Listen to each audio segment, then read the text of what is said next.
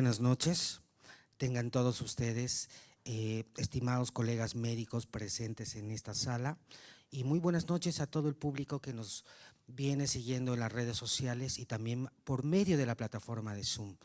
Esta noche para mí es un honor estar aquí. Mi nombre es Elliot Martínez Acuña, soy médico cirujano y el día de hoy vamos a tener un evento muy importante organizado por la Secretaría de Desarrollo Ético y Deontológico, la conferencia Desafíos Éticos en Pacientes Críticos. Asimismo, hoy tenemos un tema muy importante y por supuesto un panel de expertos en el tema que quiero hoy nombrarlos y voy a darles la cordial bienvenida.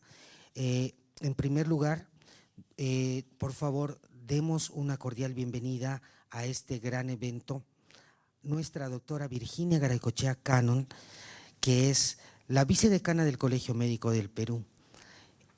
También es presidente de la Sociedad Peruana de Pediatría, expresidente de la Sociedad Peruana de Cuidados Paliativos y jefa de la Unidad de Cuidados Paliativos Pediátricos del Instituto Nacional del Niño Breña. Por favor, recibamos con un fuerte aplauso a la doctora Virginia Garaycochea Cannon. También tenemos a la doctora Sonia Indacochea Cáceda. La doctora Sonia Indacochea es médico especialista en medicina interna, además es docente universitaria, es doctora en humanidades por la Universidad de Piura y además es la secretaria, la titular de la Secretaría de Formación Ética y Deontológica del Colegio Médico del Perú, a quien recibimos esta noche con un fuerte aplauso, por favor.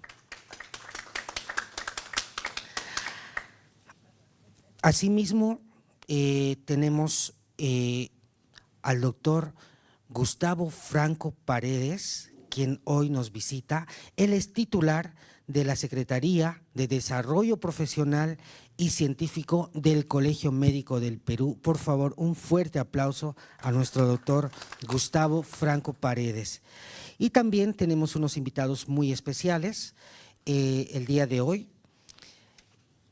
Tenemos a nuestra doctora Gloria Elizabeth Díaz Pérez, quien nos indican que ella está en camino, que cuando también ella va a estar como panelista y la vamos a presentar. Pero tenemos ya con nosotros a un invitado de lujo, que es el doctor Richard Lainez Chacón.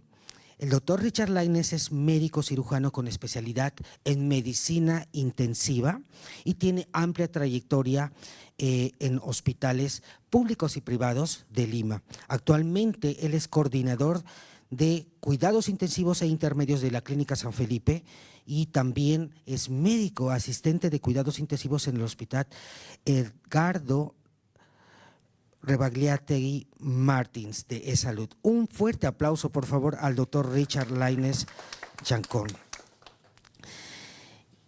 El tema de hoy que nos convoca es un tema muy importante, que es desafíos éticos en pacientes críticos.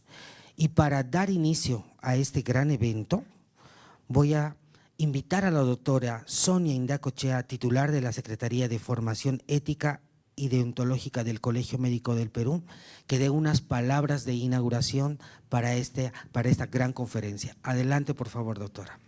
Bueno, muchas gracias, doctor Elliot. Agradecer a todos los participantes presentes y también los que nos acompañan por el Zoom, y agradecer especialmente al doctor Richard Lainez, a quien conozco hace muchos años y al que tengo una especial admiración por el esfuerzo que hizo durante la pandemia, ¿no?, en el Hospital Rebagliati donde trabajamos, ¿no?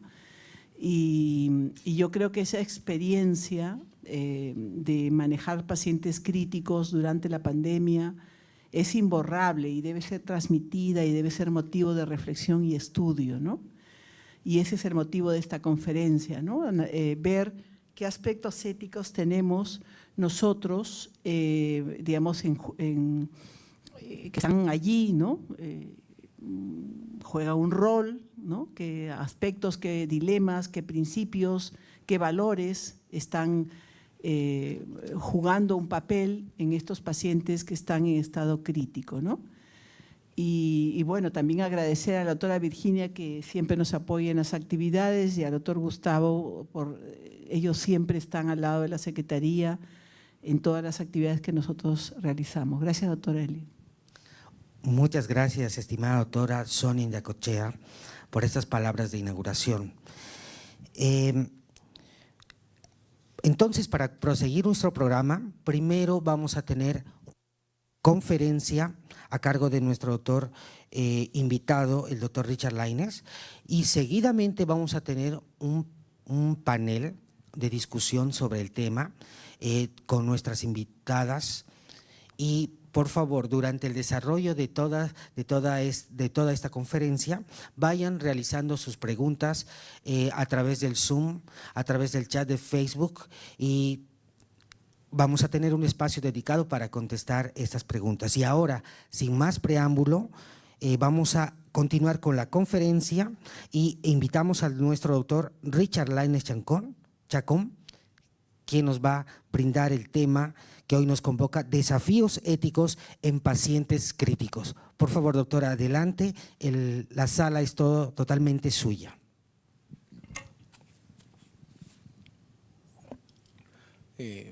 Buenas noches. Ante todo, muchas gracias por la invitación y poder compartir parte de la experiencia que tenemos en lo que es cuidados críticos. Yo quiero agradecer a la doctora Virginia, también es mi profesora de la maestría de bioética, a la doctora Sonia, en la que lo conozco muchos años, y también hemos trabajado tanto en el hospital como en el ámbito privado también, y ha sido también mi jefa directa. Y bueno, para comenzar, los cuidados críticos, o sea, todos hemos rotado en cuidados intensivos, todos tenemos pacientes que han pasado por cuidados intensivos. En realidad los cuidados críticos son una especialidad de apoyo, ¿no?, que apoya diferentes tipos de especialidades primarias, ¿no?, a cardiología, cirugía vascular, neurocirugía, cirugía general, pacientes polivalentes, ¿no? Normalmente van a cuidados intensivos. Cuando hablamos de dilemas éticos, hablamos de que tenemos que tomar un camino u otro para saber qué hacer con un paciente. Un paciente crítico es aquel paciente que necesita realmente no solamente la sapiencia del médico que lo está viendo, sino también probablemente el uso de una tecnología que solamente puede ser dada en una unidad de cuidado intensivo. Entonces, cuando nosotros tenemos un paciente que tenemos que ingresar a la unidad, siempre tenemos que pensar a quién estamos ingresando a la unidad de cuidados intensivos y qué podemos hacer por él, ¿no? ¿Qué podemos hacer en el bien de este paciente? Entonces, siempre nosotros, digamos, en la premisa es hacer, recuerden siempre cuando ingresamos a la facultad, esa palabra de primo non nocere, o sea, no hacer daño, ¿no? Que lo primero que tenemos que pensar siempre es no hacer daño a un paciente, ¿no? Y luego, bueno, hacerle el bien siempre, ¿no? Entonces, los dilemas éticos requieren un análisis profundo desde múltiples perspectivas, ¿no? Perspectivas del paciente, perspectivas de su voluntad, de la voluntad de la familia, de lo que podemos hacer por el paciente, del score en el que está en este paciente, si el paciente es postrado o no es postrado, si el paciente tiene un grado de demencia o no tiene un grado de demencia, si tiene una enfermedad terminal o no tiene una enfermedad terminal. Entonces, son múltiples aristas que vemos cuando tenemos que decidir qué hacer con un paciente crítico, ¿no? Entonces, siempre se tiene que considerar los principios básicos de la bioética, que es la autonomía del paciente, el principio de beneficencia, el principio de la no maleficencia, ¿no? Y obviamente el principio de justicia, porque tenemos pocos recursos, y entonces los recursos debemos intentar siempre distribuirlos de la mejor manera.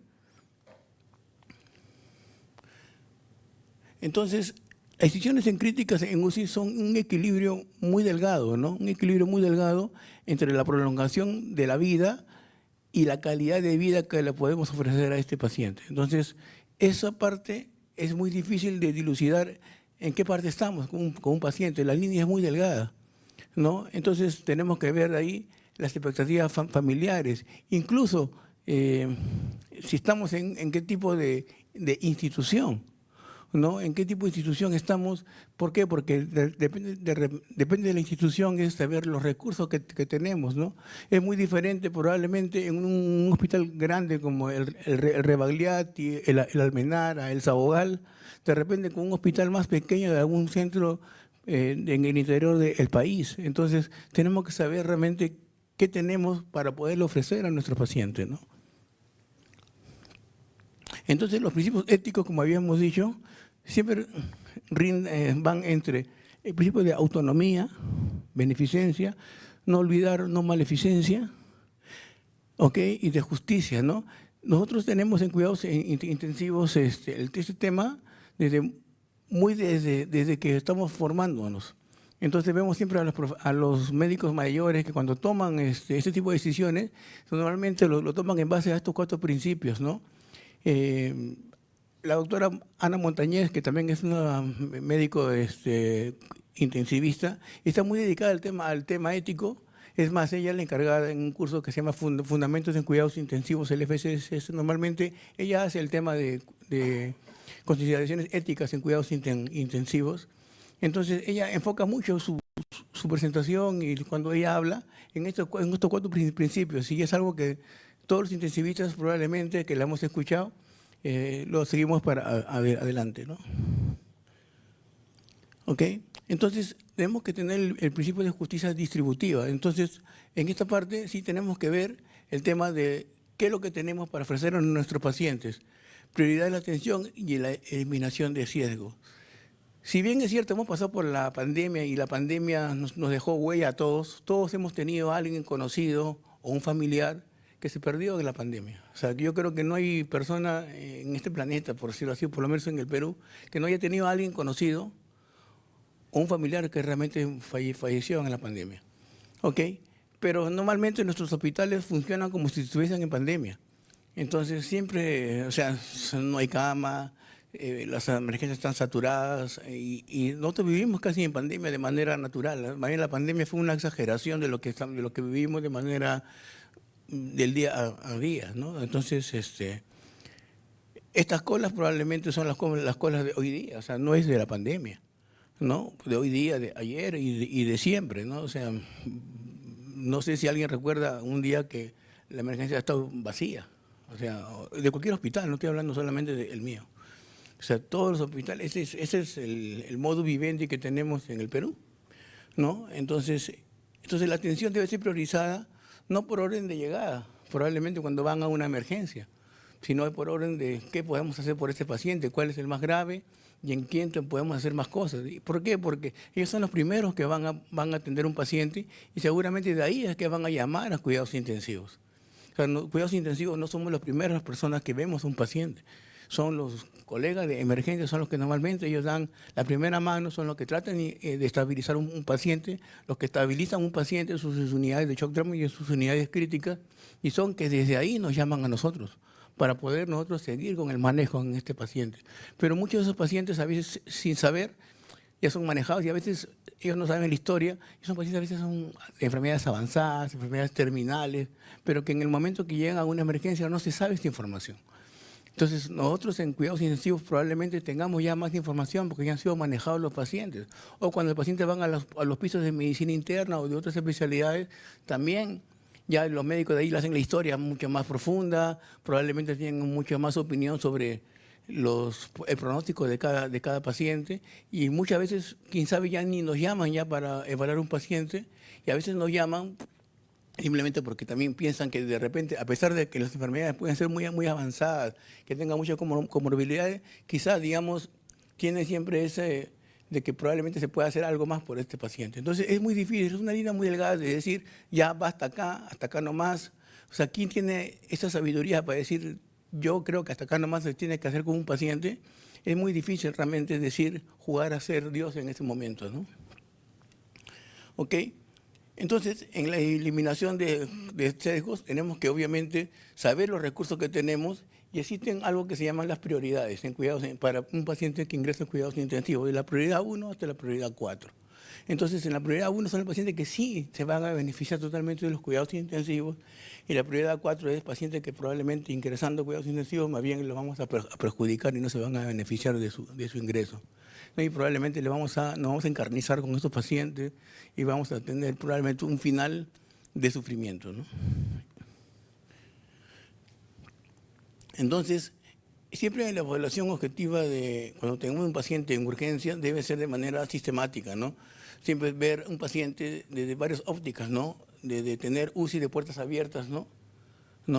Que debe ser un ideal, ¿no? De poder, ¿por qué? Porque ayudaría mucho en el tema de humanización, ayudaría mucho en el tema de, probablemente, independientemente que el paciente salga o no salga de este trance, que salga digamos, ayudar mucho también a las familias en su dolor, ¿no? La comunicación. Tenemos que prepararnos para comunicar también. No solamente es tratar a un paciente, sino también comunicar. Y saber comunicar. No es tan sencillo. No es tan sencillo decirle a alguien, a su familia, sabe que su paciente está yendo mal y probablemente va a fallecer. Esa parte es muy difícil, es muy dura. No todos los médicos estamos preparados para poder comunicar una mala noticia. Y existen ya cursos y existen preparación para poder comunicarnos de una manera más eficiente ante situaciones muy dolorosas, ¿no? Tenemos que pensar siempre en el bienestar del paciente, ¿no? Tenemos que ver, obviamente, también prepararnos con el personal que tenemos al costado. No solamente nosotros, digamos, la parte médica, sino también con quién trabajamos. ¿Quiénes son la parte pivotal en cuidados intensivos? Es en enfermería. Entonces, enfermería realmente, que normalmente tienen, digamos, por formación, muchas veces son mucho más empáticos que nosotros, tienen que estar también en el tema de la parte esta parte de los cuidados al final de la vida, siempre los cuidados intensivos, porque, digamos, son parte pivotal. Sin enfermería, ningún paciente en cuidados intensivos saldría adelante, ¿no? Obviamente el tema de terapia respiratoria, etcétera, ¿no? Manejo en el síndrome post-UCI. No sé, creo que hay pocos hospitales, creería que el Sabogal es uno de ellos, donde tienen cuidados post-UCI. El paciente que sale de la UCI se le va siguiendo, ¿no? Entonces eso también es importantísimo, ¿no? Digamos, en la evaluación de un paciente, ¿no? Una infraestructura humanizada. Es muy difícil. El maestro, ¿cómo está, doctor? Ok. Una infraestructura humanizada, ¿no? O sea, probablemente tener más tiempo de visita que la familia pueda ver al paciente. Como dije en un inicio, humanizar más nuestros servicios. Esto podría ayudar realmente mucho, no solamente en mitigar el dolor, sino incluso a veces hasta disminuir algún tipo de discrepancia que haya habido a veces en el manejo de un paciente, ¿no? ¿Ok? Y obviamente saber cuándo tenemos que decir al familiar, ya estamos en los cuidados del fin de la vida de su paciente, ¿no? Esa parte realmente que es muy difícil, probablemente sea donde si uno sabe comunicar ese momento, la familia lo va a agradecer, ¿no? Entonces, en las tomas de decisiones tenemos que ver realmente evaluación de las intervenciones para ver que si cada intervención médica es para asegurar los beneficios, superen a los riesgos. O sea, siempre y eso lo hacemos siempre desde que nos han enseñado, desde que hemos sido estudiantes, internos, de cada momento que tenemos decisión con un paciente, en el fondo es un dilema. O sea, o hacemos esto o no lo hacemos. Y si lo hacemos, siempre tenemos que decidir porque vamos a hacer probablemente más beneficio que el riesgo en este paciente. Si le voy a colocar una vía central a este paciente, porque probablemente el beneficio es mayor que el riesgo en este paciente. Porque necesito hacerle esto a este paciente, ¿no? Preveyendo que siempre hay riesgos en hacerle algún tipo de neumotórax o algo a un paciente. Igual, para cada decisión, para darle un medicamento es lo mismo, ¿no? Entonces, para cada decisión que tenemos, siempre tenemos que sopesar el riesgo y el beneficio. ¿Ok?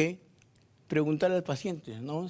Y eso es algo que probablemente nos falta todavía desarrollar mucho en el tratamiento de un paciente, que el paciente y la familia sean parte de las decisiones que tenemos que tomar. ¿Ok? Porque tenemos que respetar la autonomía del paciente, obviamente. Y para eso necesitamos también la información. O sea, en el Perú probablemente no todos los pacientes, ahora quizá un poco más con el internet, etcétera, pero también tienen mala información o información no adecuada. Entonces sí tenemos que tener autonomía, saber informar de la enfermedad, decir al paciente que lea de su enfermedad. ¿Por qué? Porque la enfermedad a veces va avanzando y va a llegar un momento que el paciente va a necesitar soportes mayores en su enfermedad. Probablemente cirugías, probablemente cirugías que ameriten cuidados intensivos, probablemente algún tipo de trasplantes, etc. Entonces, advertir al paciente lo que va a ser su enfermedad, ¿no? Y que sea responsable también en las decisiones que tiene que tomar él como con nosotros. Y obviamente la formación en bioética. Entonces, a veces pensamos que la bioética es algo, es cierto, que puede estar inherente en cada uno de nosotros, de la parte ética, pero también tiene que ser algo formativo. O sea, no es una cuestión intuitiva, sino también tiene que ser formativo. Entonces, ¿por qué? Porque vamos a abordar dilemas éticos muy profundos, ¿no? Desde cuando un niño está por nacer hasta cuando una persona está por morir. Entonces, todos esos son dilemas éticos. ¿Qué hacer cuando en qué momento tenemos que tomar decisiones con el paciente, ¿no? Cuando hay un binomio madre-niño y si la madre está en mucho riesgo, ¿qué hacer en ese momento, ¿no? Y nosotros vemos muchos pacientes que vienen con gestaciones muy complicadas, que llegan a cuidados intensivos y tenemos que decidir ahí. O recuerdo un caso donde hubo una paciente que estaba en una muerte cerebral, ¿no? Y estaba gestando. Entonces, intentamos, porque era un niño muy, muy pequeñito, ¿no? Estaba en 23 semanas, si no me acuerdo. Intentamos netamente con soporte hormonal de que llegue a más. No llegó, pero llegó 2 semanas, ¿no? 2 semanas de gestación más tuvimos con esta paciente, ¿no? Nosotros procurando que llegue siquiera a las 26, 27 semanas y que se le pueda sacar al bebé, pero no se pudo. Pero digamos, si hubiéramos pensado en un momento, no, ya muerte cerebral, no hay nada que hacer en este paciente, etcétera, no lo hubiéramos intentado. Pero yo creería que existen soportes, porque ahí recuerden que en este caso es una muerte hipotalámica, ¿no? Entonces no va a haber un sistema hormonal que pueda, digamos, resistir a este niño, ¿no? Y digamos, se hizo las revisiones y se han habido casos en el mundo donde mujeres con muerte cerebral han podido, digamos, tener niños, ¿no? Obviamente, en base a soportes netamente hormonales, soportes de vida, ventilatorios, etcétera, ¿no? Pero, digamos, a veces, digamos, esa parte, me acuerdo que recurrimos mucho al doctor Alfaro, ¿no? Que es, digamos, parte de la parte del comité de ética del hospital. Y, digamos, me recuerdo que él nos orientó mucho en el tema de qué hacer con un caso así, ¿no? ¿Ok? ¿Qué más? El principio de no maleficencia, ¿no? O sea, cuando tenemos un paciente que estamos llegando a lo que nosotros llamamos, tenemos que seguir con este paciente, tenemos que limitar el tratamiento de este paciente, ¿qué más hacer con este paciente que no responde, ¿no? A veces nos encarnizamos con un paciente porque intentamos salvarle la vida, ¿ok? Siempre recordar el principio de no maleficencia, ¿no? Siempre evitar el sufrimiento innecesario al paciente, saber cuándo decir, creo que no estamos en el camino adecuado y tenemos que replantearnos las cosas, pero siempre pensar en esto, ¿no? Evitar el sufrimiento, sobre todo cuando es innecesario en el paciente, ¿no? ¿Ok? Entonces siempre se tiene que priorizar el bienestar y la dignidad del individuo. Recuerden que la dignidad, nosotros somos dignos, simplemente por una cuestión inherente, ¿no? En la justicia, en los recursos sanitarios, ¿no? Limitar tratamientos en UCI a veces permite una mejor redistribución de los casos, ¿no? Probablemente evitamos el sufrimiento y vamos a tener un ambiente para poderlo dar a una persona que quizás sí la podamos ayudar a tener una mejor calidad de vida, ¿no? En el COVID lo hemos vivido muy, muy, muy fuerte esa parte de la redistribución de los recursos, ¿no? En todos los sitios, en todos los hospitales era pues una avalancha de pacientes que venían de manera diaria y se tenía que decidir qué pacientes pasaban a la UCI, ¿no? Entonces, me imagino que en todas las instituciones no habrá sido fácil, ¿no? El decir, entran estos dos y se quedaban afuera. Por cada 2 que entraban eran pues 20 que estaban esperando la misma cama probablemente. Entonces, eso habrá sido muy difícil y yo lo puedo decir también en el hospital era muy, muy duro, ¿no? A pesar que tenemos muchas más camas, muchos más pacientes con ventilación y todo, pero igual era insuficiente, ¿no? ¿ok? Y obviamente las preferencias del paciente, ¿no? Entonces siempre es bueno involucrar a los pacientes para las decisiones en su tratamiento, ¿no? Entonces,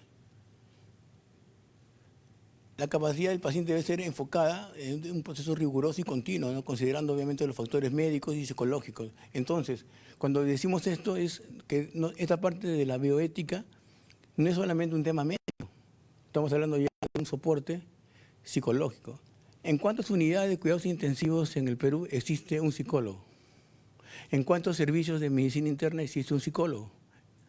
¿En cuántos servicios de medicina? Tenemos un sacerdote para todo el hospital. Pero sin embargo, ¿en cuántos hospitales existen los sacerdotes que están dentro, que están ahí, que también dan este tipo de soporte? Entonces, el tema del soporte, cuando necesitamos un paciente grave, no solamente es un soporte médico, es un soporte médico, un soporte de enfermería, hay un soporte psicológico, soporte espiritual. Incluso, no solamente el sacerdote, hay personas que son de otras confesiones, son de otra fe, porque el sacerdote es de la parte católica. A veces no pensamos que existen otros tipos de confesiones. Sin embargo, sí los hay. ¿Cuántas veces le decimos a las personas, usted a qué religión pertenece y si gusta puede traer a su pastor o alguien de su confesión para que ayude en este momento, ¿no? Yo creo que esa parte también es importantísimo que podamos verlo y conversarlo eso con el representante legal o con el paciente, ¿no? Como dije, evitar el sufrimiento y equidad en la atención. Entonces, se tiene que garantizar que todos los pacientes reciban un tratamiento equitativo. Entonces, ¿qué quiere decir? Que tenemos que darle prioridad al que es prioridad 1 en este caso. O sea, si tenemos muchos pacientes que necesitan una cama, a veces tenemos que ver qué pacientes van a ir a esa cama. Entonces, tenemos que ver de los pacientes que tenemos, podemos tener de prioridad 1, prioridad 2, prioridad 3, prioridad 4. Obviamente tenemos que darle la chance al que tiene la prioridad 1. ¿Ok? Entonces, y con eso, es cierto, no va a doler los otros pacientes. Probablemente se les tenga que manejar de una manera fuera de cuidados intensivos, pero tenemos que darle la chance a quien más se puede beneficiar, ya que somos un sitio donde no tenemos todos los recursos para todos los pacientes. ¿Ok? Entonces, ¿qué problemas pueden afectar el comportamiento ético del médico? Obviamente, los conflictos propios de la persona. O sea, el médico también es una persona que tiene también sus virtudes y sus defectos. ¿Ok? Obviamente, el conflicto médico con el paciente. El conflicto médico-paciente y el sistema en sí. Entonces, pueden haber conflictos donde realmente puede afectar en las decisiones médicas. ¿Ok? Conflicto con otros profesionales u otros compañeros. Muchas veces suceden este tipo de cosas que hacen que la persona tenga que decidir de una manera no muy adecuada, ¿ok? Y que probablemente en las decisiones puede hacer que implique sufrimiento del paciente, ¿no? Dificultades, obviamente, en las relaciones humanas y el conflicto entre las personas y en los conflictos en los valores, obviamente, que tengan las personas. No todos tenemos los mismos tipos de valores, sin decir que uno tenga mejores valores que otros, sino que a veces entran en conflictos, ¿no? Por ejemplo, recuerdo un caso donde tenía una persona de otra confesión, que no era cristiana, venía el cuarto mandamiento, el honrar padre y madre, ¿no? Entonces, de repente para uno de nosotros es, si tienes a tu padre o a tu madre que está realmente en una fase final, es no hacerla sufrir, probablemente, ¿no? Y desde el punto de vista de nosotros, ¿qué significa hacer sufrir? A veces nosotros no sabemos qué significa para otra persona hacer sufrir. Sin embargo, para la otra persona era darlo todo. Darlo todo porque así era como él lo había entendido, el cuarto mandamiento. Y que le daba todo hasta el final, independientemente de lo que se le hacía al padre o no, o a la madre.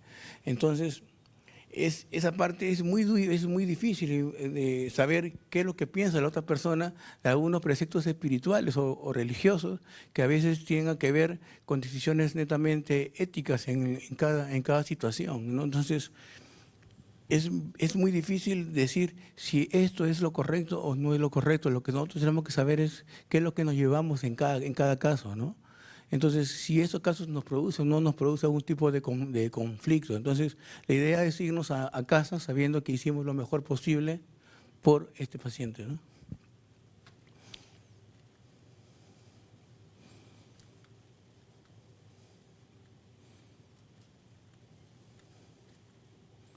¿Ok?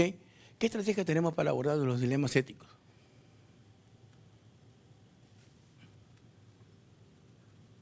Creo que es allá. Aquí. Ok. Ok. Sorry.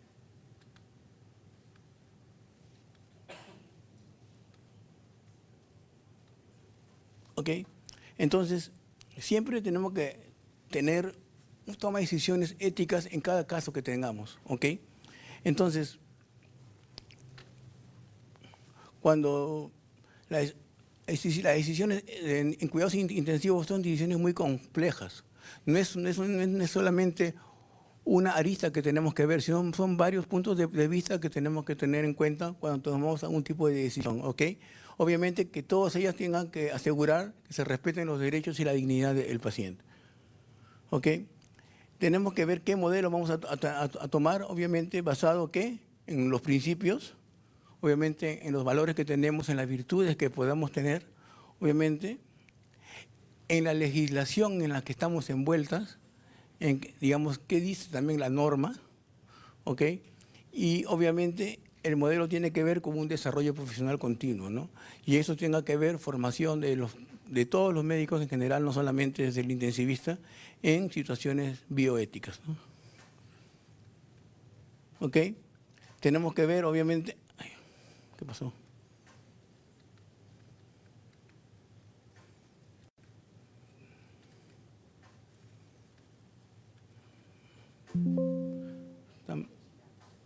Está medio alterado esto.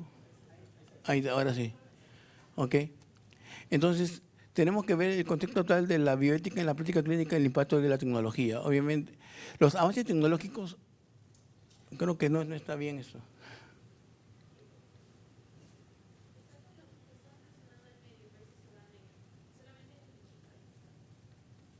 Pero no pasa. ¿Ok? Entonces, la combinación de modelos tiene que ser obviamente basados en principios y en las virtudes, ¿no? Y él tiene que haber basado en un desarrollo profesional continuo, ¿no? Entonces, el impacto de la tecnología tiene que ver mucho en la práctica clínica, ¿no? Y en situaciones situaciones de bioéticas en pacientes críticos, ¿no? En medicina crítica, obviamente los dilemas éticos tienen que ver mucho con el impacto de la tecnología. Por ejemplo, el intubar o no un paciente y colocarlo en un ventilador. Intentar colocarle una vía central a un paciente o someterlo a un procedimiento como una hemodiálisis, ¿no? Por ejemplo, ¿no? En llevarlo a una sala de operaciones a un paciente realmente que probablemente no vaya a soportar la cirugía. Entonces, todos esos son momentos donde tienen que ver no solamente lo que podemos hacer por el paciente, sino también los recursos que tenemos, pues eso nos va a impactar en la tecnología. Al tener un paciente muy grave, probablemente donde todas las situaciones que hagamos sean de manera muy futiles, probablemente el paciente va a estar ocupando una cama, un ventilador, obviamente recursos de manera muy, muy grande, diálisis, etcétera, como lo que sucede, lo que nos sucede día a día. Entonces, esto impacta mucho cuando nosotros pensamos qué tipo de soporte le vamos a dar a este tipo de pacientes, ¿no? ¿Ok? Entonces siempre tenemos que, todas las decisiones que tengamos que tener no solamente es por el paciente, sino también por los recursos que tenemos. ¿Ok?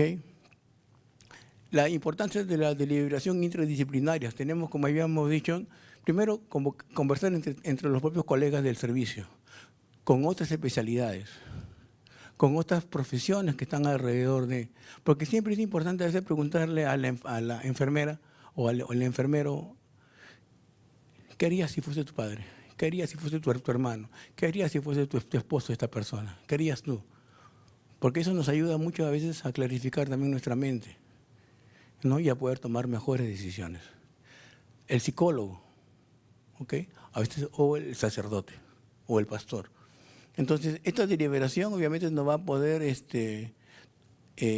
nos va a poder iluminarnos mucho mejor para la toma de decisiones éticas, asegurando que se aborden de manera holística y ver todas las áreas, ¿ok? ¿Ok? Sobre ver las necesidades del paciente en situaciones realmente críticas, ¿no? ¿Ok? Actualización constante en bioética, mejora la comunicación, capacitar a los profesionales en técnicas de comunicación efectiva, como les hemos dicho hace un rato, ¿ok? Estrategias en malas noticias, en cómo decirlo malas noticias. No es fácil esa parte, ¿ok? Porque decirlo de manera empática y sobre todo con mucho respeto, ¿no? En esos momentos hacia la familia, ¿no? ¿Ok? El fomento del trabajo interdisciplinario. Servicio social, enfermería, terapia física, el médico, nutricionista, obviamente, químico farmacéutico, psicología, todos tengan que ver con nuestro paciente crítico. Todos. Y todos pueden estar en este trabajo de bioética para que nuestros pacientes nos van a ayudar a tomar, porque es el médico probablemente que tenga que tomar las decisiones más difíciles, pero es importante que todos nos ayuden. La asistencia social sabiendo de dónde viene este paciente, qué necesidades puede tener la familia, el psicólogo, los temores, los miedos que tenga el paciente y la familia, sus creencias. Es importante saber las creencias de las personas, porque a veces las personas no se basan en las ciencias, sino se basan en las creencias. ¿Ok? Las estrategias de comunicación para abordar noticias muy duras, sobre todo se basan, uno, en la empatía. Tenemos que ponernos en el lugar de la persona y saber cómo nos gustaría que nos sigan noticias malas y poderlos de esa manera decirlas de una manera muy parecida a la que probablemente nos gustaría que nos lo dijesen a nosotros mismos, ¿no? ¿Ok? Entonces la empatía es crucial para establecer una conexión emocional. Si no hay empatía, no hay nada realmente. ¿Ok? Y esto va a permitir que los pacientes y sus familias se sientan comprendidos. ¿Ok? Porque vamos a no solamente a sentir el dolor de las personas, sino que vamos a sus creencias y respetarlas, ¿no? ¿Ok? Tenemos que ser muy claros con la información, ¿ok? Decirlo de una manera muy respetuosa, pero a la vez tenemos que ser claros en lo que estamos diciendo, ¿ok? Tenemos que comunicar claro y directo ¿para qué? Para evitar malos entendidos, asegurando así que los pacientes y sus familias comprendan la situación y las opciones disponibles. Y probablemente la familia también nos va a ayudar a tomar las mejores decisiones. Tenemos que adaptarnos de manera a su culturalidad, a las creencias, como había dicho, ¿no? Entonces siempre tenemos que considerar las diferencias culturales. A veces tenemos pacientes que vienen de la selva y no necesariamente de una gran ciudad de la selva, sino probablemente de algún sitio, de un caserío. Y el siguiente paciente es un paciente de la sierra, que también viene de un caserío, de un centro poblado, ¿no? Y probablemente con familia que no habla el español. Entonces, tenemos que saber comunicarnos con esas personas, o personas que no tienen de repente grado de instrucción, pero sí mucha educación, que no es lo mismo que la instrucción. ¿Ok? Pero sabernos adaptarnos a las personas y saber decir las mismas palabras de acuerdo al nivel con la persona que estamos conversando adelante, con el mayor de los respetos, ¿no? ¿Ok? Y eso nos va a ayudar. Eso nos va a ayudar, obviamente, a mejorar nuestra efectividad en el mensaje transmitido, ¿no? ¿Ok? Breve definición entre limitación del tratamiento terapéutico y la eutanasia. La limitación es el tratamiento busca respetar la autonomía del paciente, ¿no? ¿Ok? Y evitar sí sufrimientos innecesarios. ¿Ok? Mientras que la eutanasia, el objetivo de la eutanasia netamente es provocar la muerte, o sea, digamos, hacer algo para que el paciente deje de sufrir, se puede decir así, ¿no? Hablándolo de la mejor intención. Son conceptos muy diferentes, ¿no? A veces uno escucha, a veces hay la eutanasia, ¿no? Son cosas muy diferentes, ¿no? Entonces, la eutanasia requiere un consentimiento explícito, ¿no? Como han habido algunos casos que han estado en la prensa y que han sucedido últimamente en el Perú, ¿no? ¿Ok? Que necesita un consentimiento explícito del paciente. En el Perú incluso tuvo que haber una decisión judicial, ¿ok? A diferencia, obviamente, de la limitación, que la limitación del esfuerzo terapéutico, la adecuación del esfuerzo terapéutico, es algo netamente en base a respetar la autonomía del paciente y evitar sufrimientos innecesarios, ¿no? ¿Ok? Entonces, ¿cuáles son nuestras consideraciones legislativas en las que estamos viviendo? ¿Ok? En la Constitución del Perú se garantiza el derecho a la vida, ¿ok? Y se obliga al Estado a protegerlo desde la concepción hasta la muerte. Entonces, por ese lado, la eutanasia pues no iría, ¿ok? Entonces, Y las normativas, como la ley de la persona con discapacidad, por ejemplo, refuerzan la protección al derecho a la vida, promoviendo la dignidad humana y prohibiendo prácticas que amenacen la vida.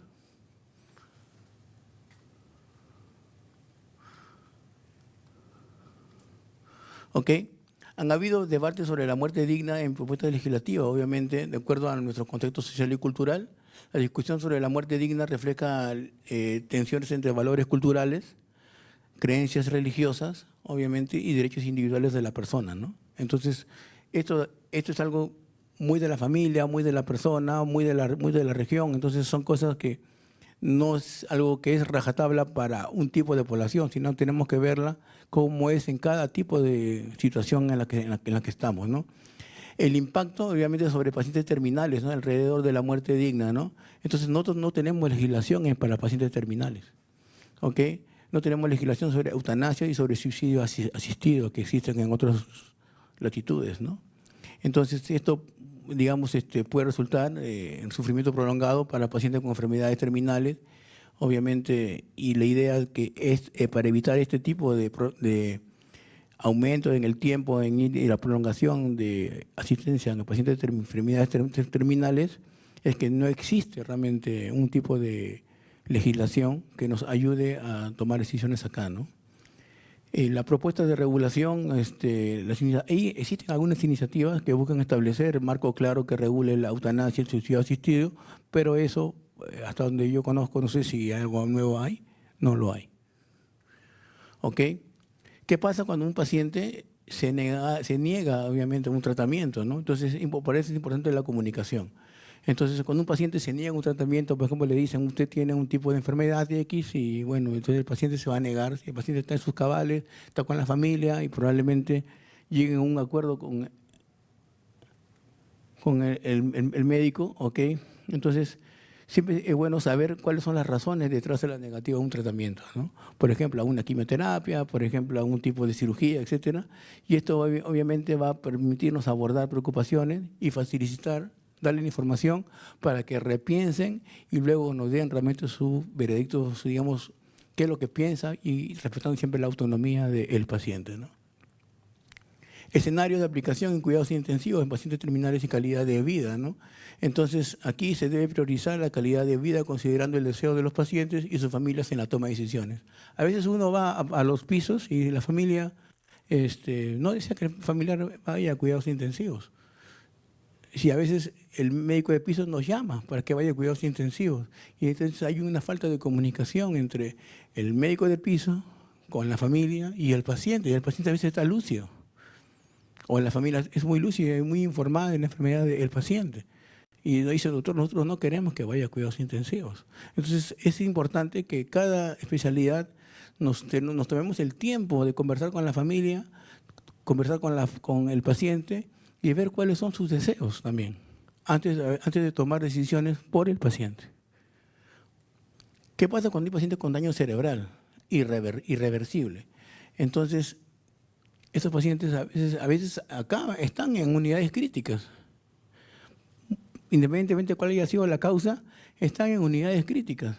En un país como el nuestro, estos pacientes a veces, es muy duro decirlo, pero no va a haber posibilidad de recuperación. ¿Qué hacemos con estos pacientes? ¿Dónde deben de estar? ¿Qué instituciones los tienen que proteger? ¿Es la familia? ¿Cuánto cuesta tener un paciente así en casa? Es muy duro. En pediatría, que tenemos acá la doctora, ¿qué podemos tener en pacientes que son también, existen pacientes también terminales en pediatría? ¿Qué podemos hacer ahí? ¿Cómo decirle a un padre? Es más fácil decirle a un hijo que su padre ya está por fallecer que decirle a un padre que su hijo está por fallecer. Y sobre todo cuando es muy pequeñito. ¿Cómo decir eso? Entonces, el enfoque tiene que ser muy, muy sensible. ¿Ok? El impacto a la familia, ¿no? O sea, siempre cuando un niño nace uno tiene sueños para con un hijo, ¿no? Para con una hija. Y que a los pocos tiempos, ¿no? En meses o en años uno le diga que esto se va a acabar y no va a haber ese desarrollo que uno espera, es muy duro. ¿Ok? Entonces, tienen que haber directrices para cuidados paliativos en pediatría también. ¿Ok? Dilemas en la práctica, ¿no? Llega a la emergencia un paciente aparentemente terminal, pero en la emergencia no saben. Casi en paro y se les debe resucitar o no, si no hay información. ¿Qué hace el médico cuando recibe de shock trauma? Probablemente si no lo hace se va a ganar un juicio. Entonces, toda esa parte no hay protección para el médico si va a tomar una decisión de no hacer mayor cosa con el paciente. ¿Es correcto extubar un paciente terminal y esperar a que muera, por ejemplo? ¿Eso es correcto o no es correcto? ¿Es correcto dejar de dar vasopresores a un paciente? Pues vemos lo fútil del intento sin avisar a la familia, sin coordinarlo con otras especialidades. ¿Eso es correcto? La decisión de asignación de la última cama disponible a un paciente, ¿a quién se la tenemos que asignar? ¿Al que es por orden de llegada en la interconsulta o al que probablemente tenga la prioridad?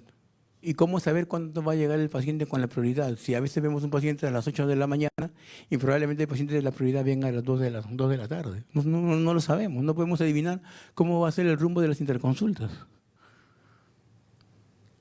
La decisión de administrar un medicamento poco disponible, muy caro a ciertos pacientes, ¿no? A veces, por otras decisiones, a veces se le da este tipo de medicación. ¿Se le debe dar o no se le debe dar este tipo de medicamento? Entonces, existe un modelo de toma de decisiones para limitaciones de los tratamientos. Por ejemplo, el enfoque centrado en el paciente. ¿Ok? Obviamente se tiene que ver la parte de la autonomía del paciente, obviamente, y con eso nosotros podemos tomar decisiones de manera multidisciplinaria, ¿no? De varias especialidades, varias profesiones, obviamente, ven qué tipo de tratamiento va a recibir. Por ejemplo, tenemos un paciente que es candidato a un trasplante hepático, pero el paciente es alcohólico. Le van a dar un trasplante, hay un hígado que es justamente para ese paciente. ¿Se lo tienen que dar o no se lo tienen que dar? Probablemente el paciente va a recibirlo y quién sabe más adelante nuevamente va a estar tomando, va a estar en una cantina. O sea, ¿qué hacer ahí, no? O sea, qué difícil situación. Tener un hígado para salvarle la vida a alguien, pero saber que esa persona tiene una enfermedad como el alcoholismo que probablemente va a malograr el hígado también, el hígado que va a recibir. ¿Qué hacemos ahí? ¿Se lo damos o no se lo damos? ¿Ok? Integración de la evidencia científica. Siempre cuando tenemos que tomar decisiones, tenemos que ver cuáles son nuestras mejores evidencias para tomar mejores decisiones. ¿Ok? Desafío de la autonomía. Cuando el paciente tiene pérdida de la capacidad de tomar decisiones, ¿quién toma las decisiones por esa persona? ¿Ok? Porque a veces, ¿quién lo va a tomar? A veces hay conflictos entre la familia. Cuando hay conflictos entre la familia, ¿quién debe tomar la decisión? ¿El médico? ¿Quién debe tomar la decisión? ¿El fiscal? ¿Quién debe tomar la decisión? ¿Qué pasa si tiene un paciente que ha tenido un accidente y sabemos que luego es testigo de Jehová y tenemos que transfundirle? ¿Tenemos que transfundirlo? No tenemos que transfundirle. Entonces, es importante sobre quién debe tomar decisiones en el nombre del paciente. Siempre es bueno que intentar alargar el tiempo lo mayor posible y si no hay quien responda, tenemos que respondernos nosotros. ¿Ok? Entonces, en todos los hospitales existen comités de éticas que estén a la mano. ¿Existen eso? No sé, creo que no.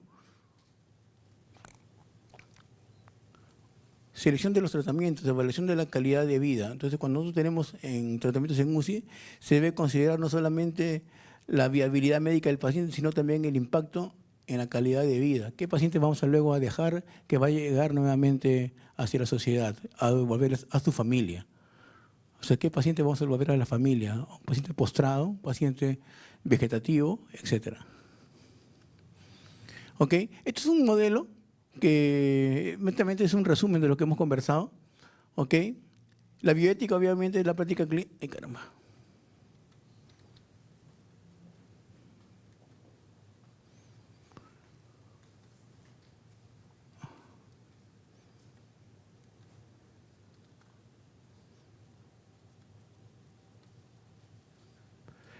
¿Ok?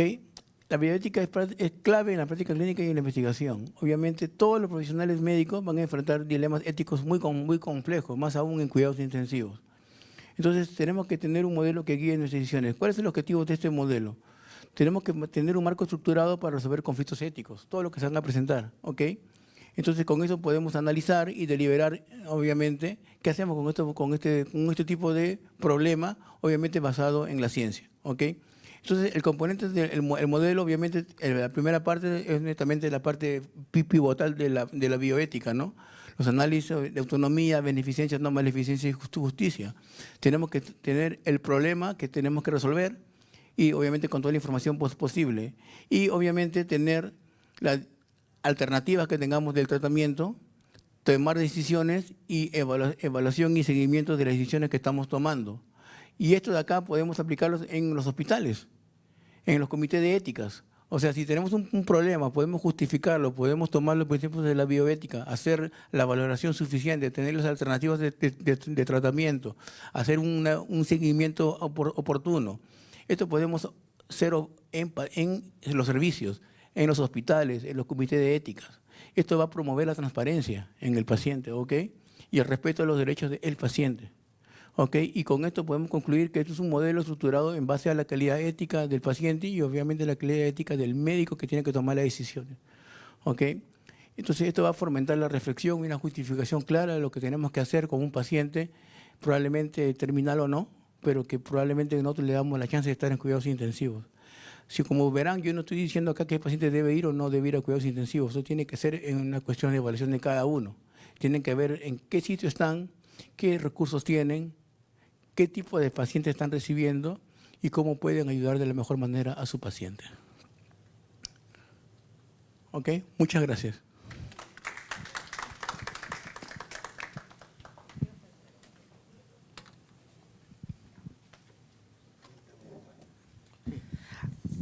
Agradecemos al doctor Richard Lainez Chacón, quien nos ha brindado un panorama muy importante sobre desafíos éticos en pacientes críticos. Hemos hablado un poco sobre el impacto de la tecnología, hemos hablado un poco sobre la importancia de la deliberación, también la importancia de la educación continua en ética y también la importancia de la comunicación de malas noticias. A continuación, para continuar con este evento, tenemos ahora un panel.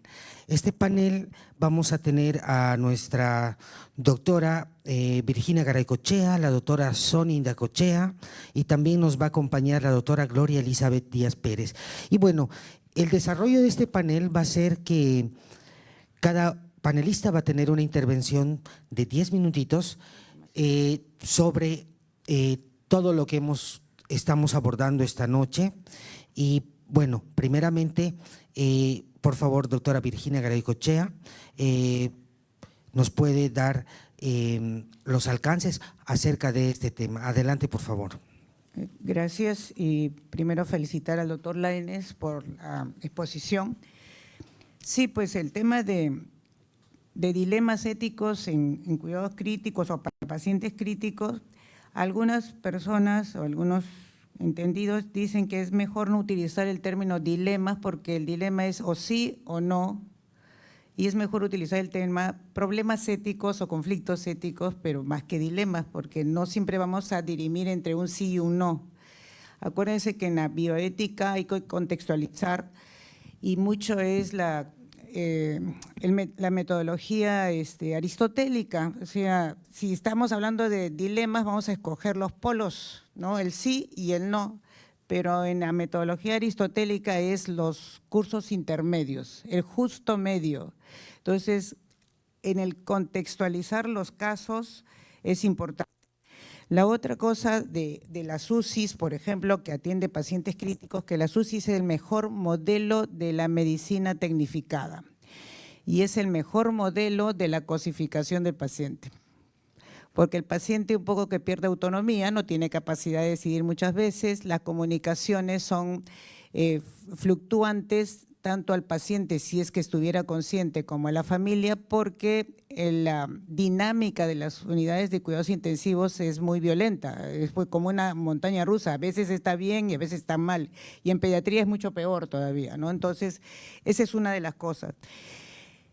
Y en las UCIs es el mejor modelo también, estoy hablando de los negativos porque hay positivos también, es el mejor modelo de lo que se llama el imperativo tecnológico. ¿Y por qué el imperativo tecnológico? El imperativo tecnológico significa tener la tecnología disponible y tratar de usarla siempre, incluso cuando no debes.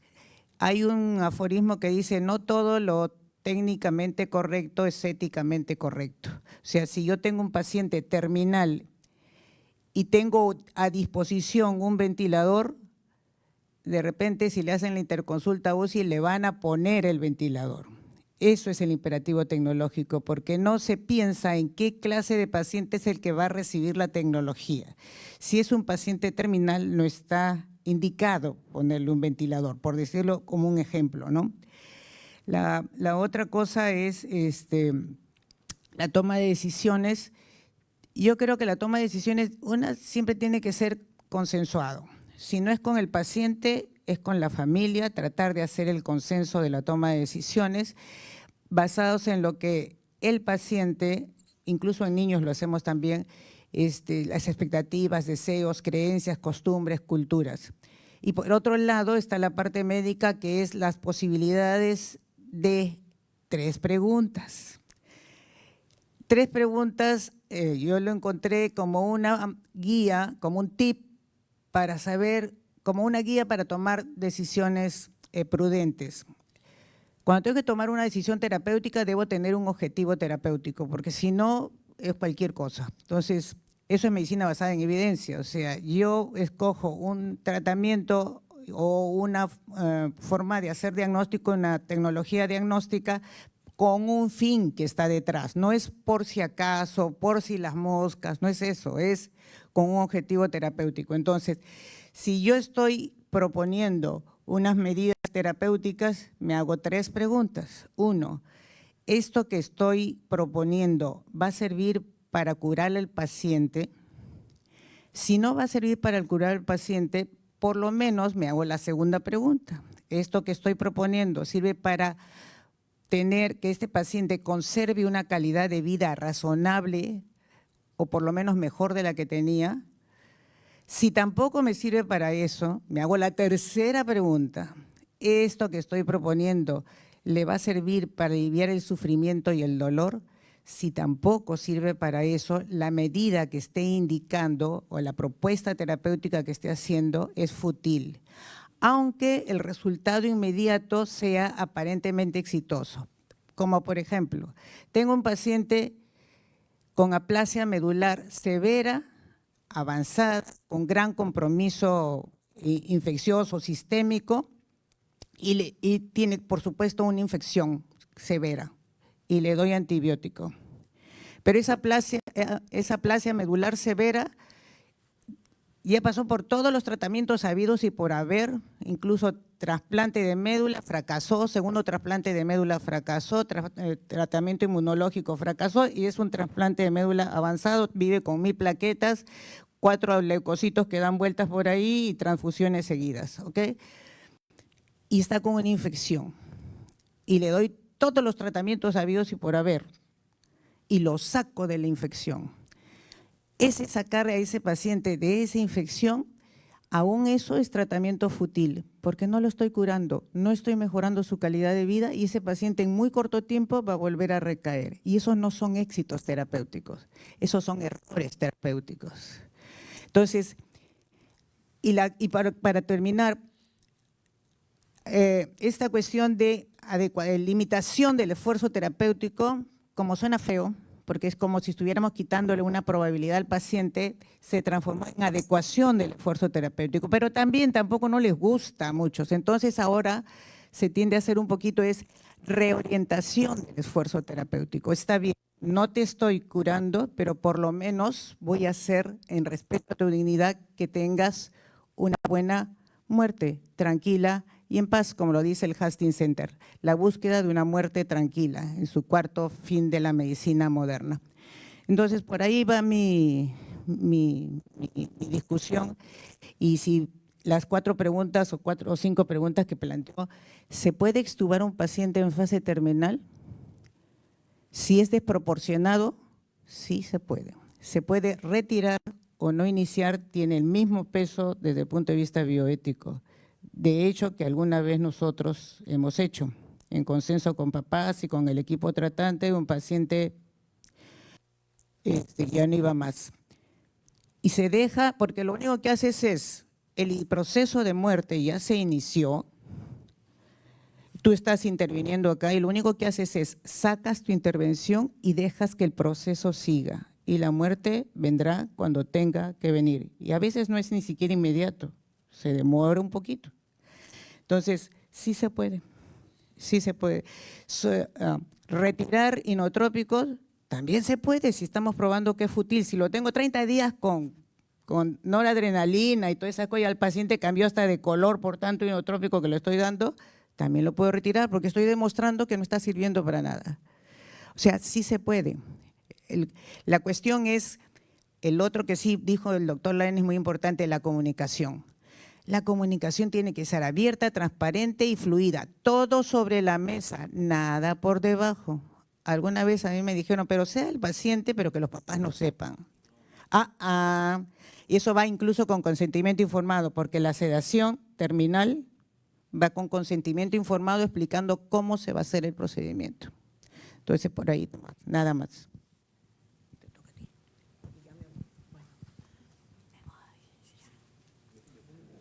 Bueno, muchas gracias a la doctora Virginia Garaycochea por esta perspectiva que el día de hoy nos brinda sobre este tema de desafíos éticos en pacientes críticos. Y a continuación vamos a también escuchar las perspectivas y los alcances de la doctora Sonia Indacochea Cáceda sobre este importante tema. Adelante, por favor, doctora. Gracias, doctor Elliot. Voy a ser breve en aras del tiempo. Pero bueno, yo no soy intensivista, soy la que les doy trabajo a los intensivistas. Es decir, en los juicios de medicina interna es donde ocurren las situaciones límite en que uno se plantea en qué medida un paciente necesitaría, un paciente necesitaría entrar a UCI, ¿no?, versus quedarse con los cuidados que nosotros les podemos dar. Entonces, esa disyuntiva entre la adecuación del esfuerzo terapéutico y plantearnos la necesidad de darle medidas desproporcionadas, la tenemos que hacer con mucha frecuencia por el tipo de población que nosotros tenemos, ¿no? Entonces nos preguntamos, hay cuando uno ve la terapéutica del paciente, ve todo y se pregunta si todo lo que está prescrito es proporcionado a su pronóstico. Es decir, nutrición, agua, oxígeno probablemente sean siempre proporcionados, porque no vamos a dejar a nadie que se asfixie, menos lúcido, ¿no? Y no le vamos a quitar agua a nadie, ni nutrición hasta donde se pueda. Algunas veces hay que quitarla, ¿no? Pero seguimos bajando en la terapéutica y empezamos a ver una lista de medicamentos y el paciente está agonizando. Entonces, antibióticos de amplio espectro, meprazol, eritropoyetina, fierro, vitaminas. Bueno, entonces uno dice, ¿qué sentido tiene cada una de las terapéuticas darle a este paciente de las decisiones terapéuticas que está en estado agónico, ¿no? Entonces, es allí donde uno se plantea si realmente estoy, adecuando mi esfuerzo terapéutico al pronóstico del paciente, ¿no? Es importante, dentro de lo que comentaba el doctor Lainez, en la medida de lo posible, haber escuchado al paciente. Cuando el paciente llega a UCI, generalmente ya no está en condiciones de ser escuchado, pero nosotros sí lo tendríamos que haber escuchado antes, ¿no? Haber sabido acercarnos a él y decirle, y usted si se pone mal, ¿querría entrar a un ventilador?, ¿no? Eso deberíamos saberlo nosotros, pero casi ni nos interesa la opinión del paciente y cuando se pone grave ya vamos corriendo a UCI, ¿no? Eso es un poco una de nuestras debilidades, ¿no? Y luego la voz de la familia, ¿no? Pero hay que tener cuidado con eso, porque muchas veces la autonomía se la robamos al paciente, robamos en un término simbólico, ¿no? Es decir, la familia se arroga ella la decisión de aquí terminamos porque mi papá ya está sufriendo mucho, doctora, no sé qué, tal. O al contrario, ¿no? Hay pacientes, familiares que presionan para que le demos absolutamente todo y si no, bajo amenaza de que nos van a hacer una queja, un juicio o algo si no hacemos algo, ¿no? Entonces, a veces, y a veces no la familia, sino los médicos, sobre todo en pacientes con un nivel cultural bajo en el tema médico, ¿no?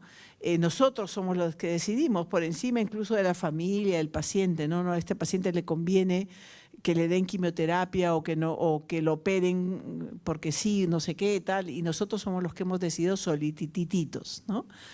Entonces, de esos excesos tenemos que cuidarnos, digamos, como médicos clínicos, ¿no? Básicamente de revisar cada una de nuestras indicaciones terapéuticas y revisar si son proporcionadas o no al pronóstico del paciente. Y no robar la autonomía, no robarle la autonomía que él pudo haber tenido cuando estaba lúcido o a través de la familia conocer lo que le hubiera sido su idea, ¿no? Y bueno, viene la doctora Gloria. Estamos casi terminando. Gloria, bienvenida. Yo ahí nomás, pero a ver, Elliot, presenta a la doctora para unos comentarios. Claro que sí. Gracias, doctora Sonia, por darnos a conocer sus perspectivas sobre este importante tema. Y bueno, también tenemos una panelista invitada, quien es la doctora Gloria Elizabeth Díaz Pérez, a quien recibimos con un fuerte aplauso, por favor. La doctora Gloria es médico especialista en anestesiología. Además, ella tiene un máster en medicina de la Universidad Peruana Cayetano Heredia. También ella tiene un fellow en medicina paliativa en el Hospital Universitario Dr. Negrín de Gran Canaria, España, con estudios de posgrado y diplomados en diferentes áreas médico-administrativas. Actualmente ella se desempeña como vicepresidente de la Sociedad Peruana de Cuidados Paliativos y esta noche está como panelista para brindarnos también sus perspectivas sobre este tema, desafíos éticos en pacientes críticos. Por favor, estimada doctora Gloria Elizabeth Díaz, adelante, por favor. Buenas noches. Felicito a los organizadores y al doctor Richard, que en su ponencia nos ha tocado temas que son fundamentales en el manejo de los pacientes con enfermedades avanzadas y encima en condición terminal, donde vemos más difícil la toma de decisiones es justamente en cuidados intensivos, en cuidados intermedios, porque es mucho más fácil no iniciar algo que retirar algo ya iniciado, que es el caso que tenemos en los cuidados intensivos. Entonces, añadiendo a lo que ya mencionaron la doctora Inda Cochea, la doctora Virginia Garay Cochea, les sugeriría considerar el término, que ya lo mencionó, ya lo dijo varias veces el doctor Richard y la doctora Virginia, el término fútil. El término fútil, vamos a los significados y aquí viene una mnemotecnia muy bonita de las 5 I, la letra I, las 5 I. Entonces, primero tenemos si este acto se llama acto fútil cuando tiene estas 5 características. Primera I, cuando es innecesario. ¿Puedo lograr lo mismo con algo más sencillo? Primera pregunta. Segundo, cuando es inútil. Si el paciente está en una condición ya demasiado avanzada para responder al tratamiento, vamos a continuar esa antibiótico-terapia, vamos a continuar con los vasopresores, porque es inútil, o sea, no va a salir y está clarísimo que no va a salir del cuadro, es inútil. La tercera I, si es inseguro. Inseguro si es que sus complicaciones sobrepasan el beneficio. Lo que vamos a dar trae complicaciones, pero ¿hay un beneficio en el confort o no hay beneficio en el confort? Si nosotros empezamos a mirar más que beneficio en sobrevida, beneficio en confort, ahí inmediatamente cambia la visión, cambia el chip y nos vamos a ver si este tratamiento es inseguro para el confort, no inseguro para la vida, sino inseguro para el confort. Y las dos últimas I, si es inclemente, es decir, si yo pongo al paciente en ventilación mecánica o si ni siquiera estando tal vez en UCI, ocurre en piso, ocurre en hospitalización, el Venturi, las aspiraciones, las nebulizaciones y aspiraciones frecuentes, cuando tenemos pacientes desaturando. Entonces es inclemente porque esa calidad de vida se está deteriorando por las acciones que estamos tomando. Mejor suspendo todo, seco secreciones, bajo hidratación y controlo mejor al paciente. Esa es la cuarta I de inclemencia. Y la última I si es insensato. Y en insensato ya viene la evaluación ética también de justicia y en situaciones de crisis como hemos pasado todos en el tema de pandemia. Insensato es el acto que consume recursos en demasía cuando pudiera ser mejor distribuido en muchos otros pacientes. Entonces esas son las 5 I que recomendaría complementando lo ya mencionado. Muchas gracias. Muchas gracias, doctora Gloria Elizabeth Díaz Pérez, por ese punto de vista que nos acaba de mencionar. Muy bien, para continuar, vamos a proceder a nuestra ronda de preguntas y respuestas. ¿Les parece, estimados doctores? Y bueno, vamos a ver qué preguntas nos han hecho nuestros colegas médicos que están conectados por las redes sociales y también por la plataforma de Zoom. Y también si es que el público aquí presente, colegas, si tuvieran alguna pregunta, por favor levanten la mano para que nuestros panelistas puedan responderlos. Vamos a empezar con una pregunta de un colega que está presente en esta sala. Por favor, alcáncele el micrófono al doctor, que va a hacer una pregunta a nuestro panelista. Adelante. Gracias. Felicitaciones al doctor Lainez y a todos los panelistas. Tenía una consulta respecto describieron muy bien la situación que ocurría en pandemia y quería saber qué estrategias existen para los médicos cuando tomaron las decisiones de la elección de, no sé, decidir tal cama para tal paciente, el grado 1. ¿Cómo se han sentido los médicos y cómo han podido sobresalir frente a estas situaciones? Porque te pones al final del día, me imagino, ¿no? Habían 30 pacientes, decidí por estos 3 primeros, ¿qué habrán pensado los otros? ¿No? ¿Cómo pudieron enfrentar esa situación? Porque igual somos seres humanos, nos deprimimos, lo entendemos, no sé. ¿Qué estrategias han tenido ustedes? Bueno, ¿qué hacíamos en el hospital?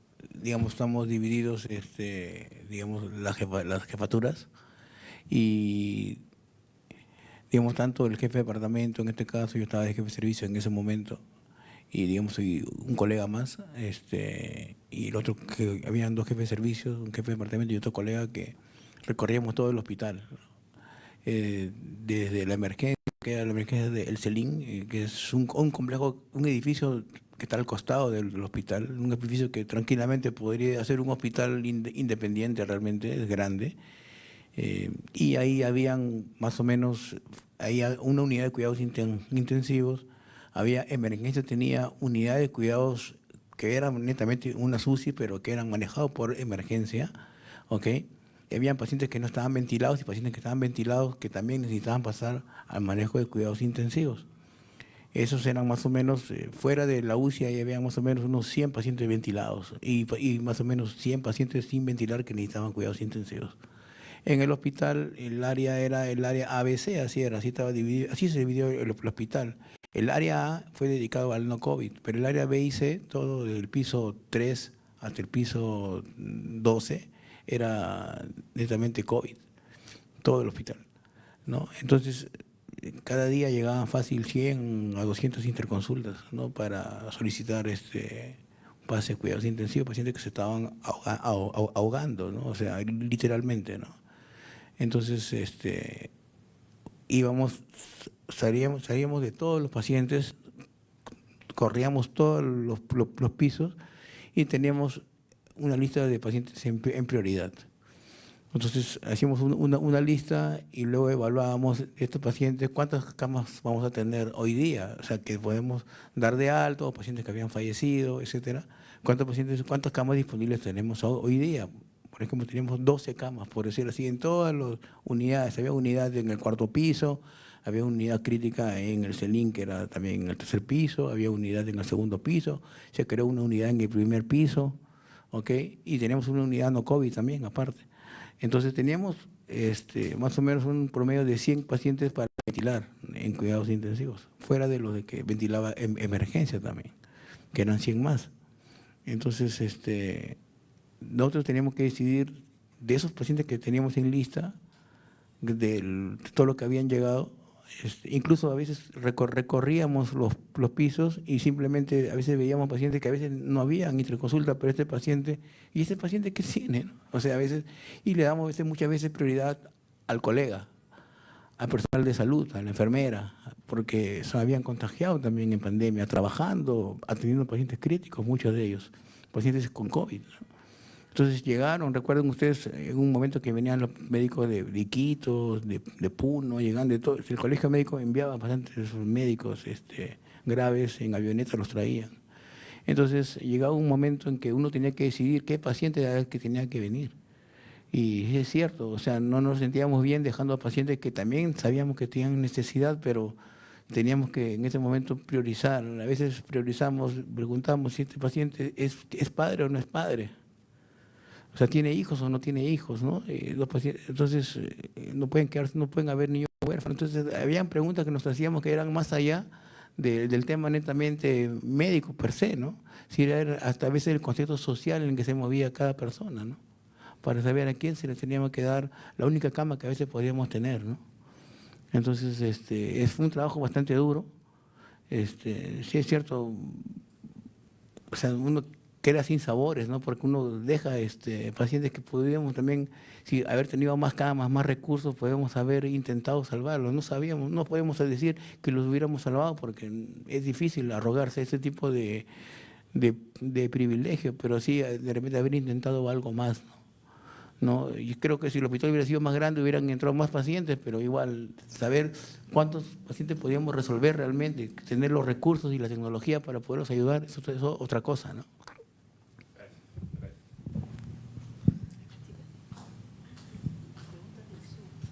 Muy bien, muchas gracias, doctor. Ahora tenemos varias preguntas en el Zoom y bueno, por favor, me pasan las seleccionadas para poder aquí manifestar a nuestro panel. Y tengo aquí varias preguntas que me pasan seleccionadas de la plataforma Zoom. Y tenemos una pregunta, voy a agruparlas, doctor, para que vayan respondiendo. Hay una pregunta que nos hacen. En Perú, ¿es legal decidir en base a prioridad dar cama en UCI a un paciente dejando de lado a otros? La otra pregunta que nos hacen a través de Zoom es ¿cómo se puede cubrir el déficit de intensivistas a nivel nacional cuando uno necesita urgente el intensivista está ocupado y no hay uno para adultos y otro para niños? Hay otra pregunta también que nos hacen llegar, ¿qué es esto? ¿Qué hay sobre el testamento vital o decisiones anticipadas? Y por último, esta pregunta, en nuestro hospital tenemos pacientes con secuela neurológica severa no recuperable, con ventilador mecánico ya años. Compasivamente, ¿qué se debería hacer si fuera uno mismo? Legalmente, ¿qué no se puede hacer? Nada, porque ahí siguen. ¿Por qué siguen ahí los pacientes? Esas son preguntas que las hemos agrupado. Por favor, doctor, estimadas panelistas también, si es que desean responder estas preguntas. A ver, partiendo de la última, que es la que me acuerdo más, ¿qué se puede hacer con un paciente que está ventilado de manera crónica en una institución, ¿no? Creería yo que la institución, de repente, ya sea, no sé si es pública o es privada, de repente crear programas de ventilación domiciliaria, o sea, esa es una posibilidad, y que el paciente sea ventilado y tratado en casa. No sé si valdría en este caso en particular, pero sí existen pacientes en casa, en el momento actual, muchas veces con el ámbito privado, que sí están con ventilador domiciliario, ¿no? Existe eso, existen este tipo de cosas. Y también Salud tiene un tipo de programa de ventilación domiciliaria que no es muy masivo, pero sí tiene algunos pacientes que los tienen en ventilación mecánica en casa, ¿no? Sobre todo pacientes con esclerosis lateral amiotrófica, etc. La anterior pregunta, la tercera, ¿cuál fue? ¿Qué hay sobre el testamento vital o decisiones anticipadas? En cuanto a testamento vital y decisiones anticipadas, tenemos antecedentes en Latinoamérica, que por ejemplo en México, donde ya está reglamentado, porque no basta con expresar en la historia qué es lo que desea el paciente. Es mi recomendación que lo hagamos con todos los pacientes, con nombre de familiar y además qué es lo que desea el paciente y si es posible firmado y sellado. Pero sí es algo que definitivamente se tiene que normar en el país y no está. La Sociedad Peruana de Cuidados Paliativos, ahora llamada Asociación Peruana de Cuidados Paliativos, que ya está integrada al Colegio Médico como sociedad científica, ha presentado ya un proyecto de ley para poder llevar esta realidad de la mano del Colegio Médico, pues se encuentra ahora en el Colegio Médico y con el esfuerzo del decano, la vicedecana y el comité de ética, esperemos que llegue a buen fin pronto. En cuanto a la pregunta del doctor el tema de cómo nos vimos en la pandemia, hay algo que sí… Lo que ocurre una vez puede ocurrir una segunda, o sea, tal vez no sea la primera pandemia que vayamos a pasar y tenemos que tener lecciones aprendidas. Y algo que sí debe estar clarísimo es que el médico no debe estar abandonado. Lo que nos ha comentado el doctor Richard es doloroso, o sea, ha llevado a un problema incluso de salud mental en los profesionales de salud, al tener que tomar decisiones tan difíciles que incluso van más allá de la parte médica. Entonces, uno tiene esta sensación de soledad al momento de tomar decisiones que debería ser tomada por las astas, por los gestores del área de salud. Tienen que haber para estas situaciones protocolos claros que quiten todo este espacio y las ramas que aparecen con cada caso de que si es familiar, que si tiene hijos, que cuál es la profesión, cuáles son sus recursos, la educación, tantas cosas que entran además del tema clínico. Cuando se dio la pandemia, por ejemplo, en Colombia hubo un protocolo bastante claro que se dirigió a los profesionales de salud del país, ayudó, y uno muy bonito que salió en Estados Unidos, en uno de los principales boards de ética en Estados Unidos, decía, para tomar decisiones y hacerla algo más simple, identifique a su paciente en uno de estos 4 grupos. Primer grupo, paciente complicado, pero que se va a recuperar. Entonces, dele todo el esfuerzo y no tiene ni que llamar a cuidados paliativos porque es de mediana a baja complejidad. Paciente luego de mediana a alta complejidad, con riesgo de complicarse y de necesitar cuidados intensivos, ventilación, etcétera, hablar con la familia, pero junto con el profesional de cuidados paliativos, para ponerle ya en la conversación el escenario de que si empeora, probablemente ya no debamos escalar a otras medidas de mayor intensidad, segundo grupo, pero que si se pone mal, vamos a hacer todo por él, va a entrar a cuidados intensivos, va a entrar a ventilación, va a recibir todo el protocolo adecuado para su condición. El tercer grupo, el paciente que sabemos que está grave o que se va a poner muy grave pronto, pero que no vamos a poder destetar, que no va a poder salir de ventilación mecánica, que no va a poder salir de vasopresores. Hablar con la familia antes de iniciar los tratamientos en compañía del profesional de cuidados paliativos y plantear lo siguiente. A pesar de todos los esfuerzos, su familiar está deteriorando, su ser querido se va a poner peor y las posibilidades de que al darle más recursos no pueda ser destetado son muy altas y esto puede traer el encarnizamiento e iniciar la conversación. Y esto en otras latitudes demostró que disminuía la solicitud de los recursos incluso y ya el paciente y la familia estaban preparados y cuando se daba el caso de tener que escalar recursos ya decidían que no. Y el cuarto grupo, el más complicado, que era el paciente que sabíamos que se va a deteriorar, pero que sabíamos que podía recuperarse con los esfuerzos, pero que no teníamos recursos. Ya no hay ventilador mecánico, ya no hay cama hospitalaria y lo mismo, abordar la conversación con el profesional de cuidados paliativos para la mala noticia en integridad. Es decir, tanto el paliativista, que para la familia es el profesional con la esperanza de vida, pero acompañado del paliativista, que es el de la esperanza de fallecer sin sufrir. Entonces, al presentarse como un equipo que está haciendo todo lo posible por el paciente, explicarle que la única opción que tenemos ahora es que fallezca sin sufrimiento porque no existen los recursos. Es la situación más complicada, pero que debe estar bien sustentada en un protocolo nacional para cuando estas situaciones vuelvan a ocurrir. El asunto es que esos protocolos sí existen y existían siempre, o sea, el asunto que eso desbordó, ¿no? O sea, el asunto es que las prioridades, todo eso estaba, que un paciente tiene que estar a la UCI. El problema es cuando esa cama hay 8, 9, 10 o 20 pacientes que tienen las mismas condiciones para ir a esa cama. ¿Quién debe ir a esa cama? Eso no lo dice en ningún protocolo. O sea, eso es clave ahí. Entonces, los protocolos, el papel aguanta todo realmente. O sea, todos podemos poner 1, 2, 3, 4, quién no debe ir, quién se debe ir. El asunto es de los que deben ir y que tienen que ir, tenemos 1 para 20. ¿Quién va? Eso es lo más difícil. O sea, no es saber quién es prioridad 1, 2, 3, 4. Eso es sencillo, eso es fácil. El asunto es de los que realmente tienen que ir. Si tenemos los recursos para los 20, pues obviamente tienen que ir los 20. O sea, es obvio. O sea, ahí no hay nada que decir. Si tenemos 3 camas, de los 20 van a ir 3 de esos 20. Los otros grupos, o sea, no van a ir, definitivamente. ¿No? Entonces, y eso va a colación a la primera pregunta. ¿Qué pasa si tengo varios pacientes o algo así? Era la primera pregunta. ¿A quién debo admitir? Obviamente, de acuerdo, si tienes una cama y si tienes varias prioridades, tienes que darle al que tiene la prioridad de salvarse, el que tiene que ir sí o sí.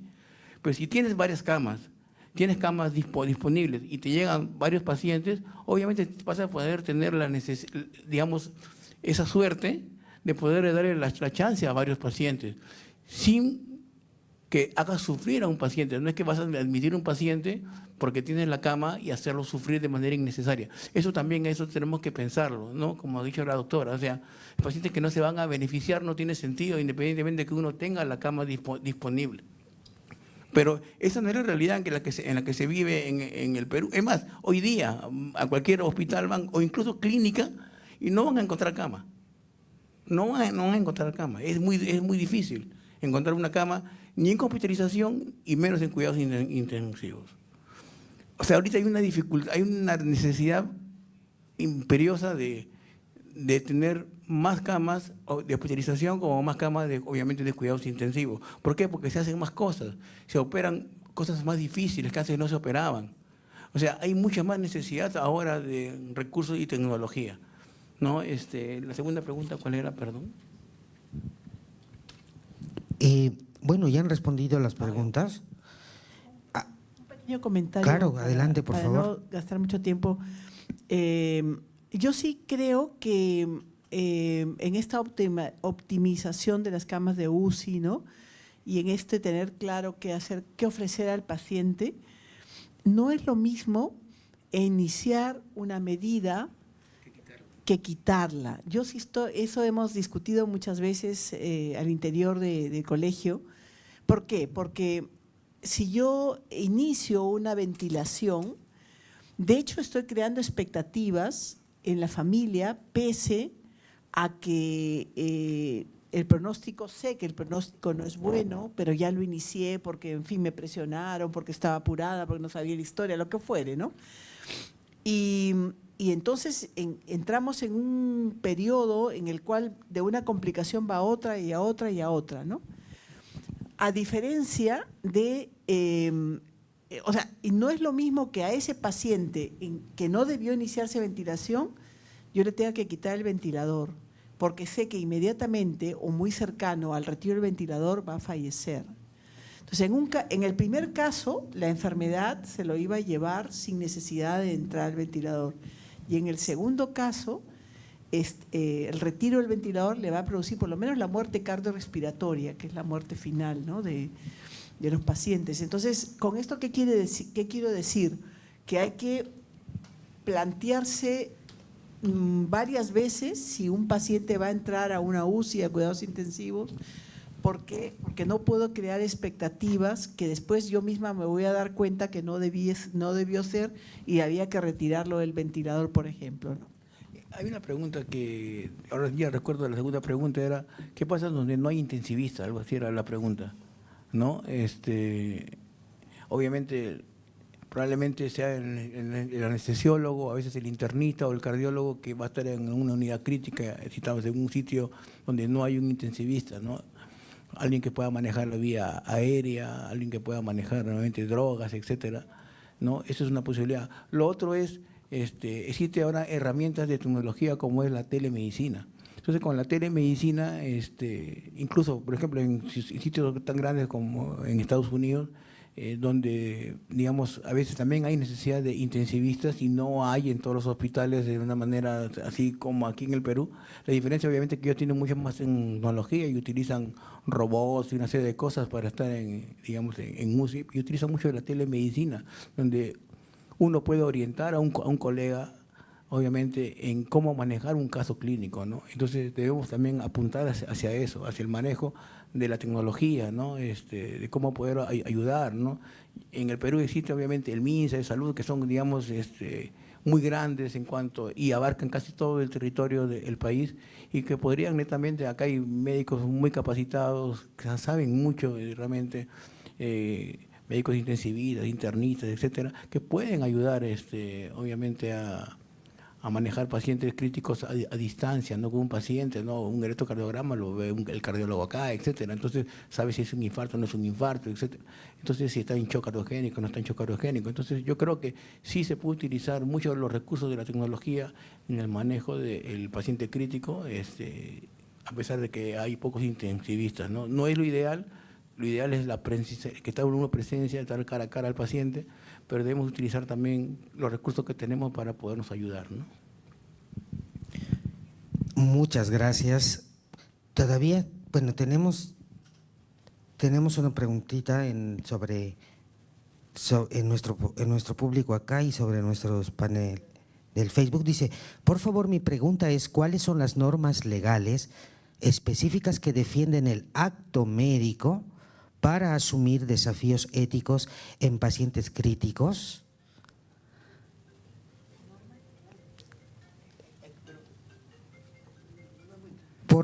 Dice, por favor, mi pregunta es, ¿cuáles son las normas legales específicas que defienden el acto médico para asumir desafíos éticos en pacientes críticos?